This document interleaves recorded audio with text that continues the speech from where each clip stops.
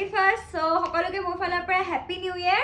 আৰু আজি আমাৰ আয়োজন কৰা হৈছে দেখিছেনে মাছ তাৰ পিছত এফালে আছে হাঁহৰ মাংস গতিকে প্ৰথমতে বোলো মাছখিনি ফ্ৰাই কৰি লওঁ এয়া দেখিছেনে চৌকা মায়ে পাতি দিছে ধুনীয়াকৈ ময়ে ক'লোঁ মানে বাহিৰত খাম বুলি 31st সেইকাৰণে এয়া বাহিৰতে আমাৰ ঘৰৰ আগফালে এনেকৈ চৌকা টৌকা পাতি মজাকৈ বোলো খানাটো খোৱা যাওক আৰু 31st বুলি নহয় জানো আৰু এয়া একদম গৰম গৰম মাছ ফ্ৰাই হৈ গ'ল অকণমান কাৰাকৈ কৰিছোঁ মাছটো ফ্ৰাই তেতিয়া বেছি ভাল লাগে খাই আৰু এয়া পাপা আহি গ'ল পাপাই আজি হাঁহৰ মাংসটো বনাব পাপা আৰু এইবিলাক বনোৱা কৰাত একদম এক্সপাৰ্ট হয় এনেইতো ঘৰত সদায় মায়ে খানা বনায় কিন্তু এনেকৈ পাৰ্টি চাৰ্টি থাকিলে বা খানা চানা থাকিলে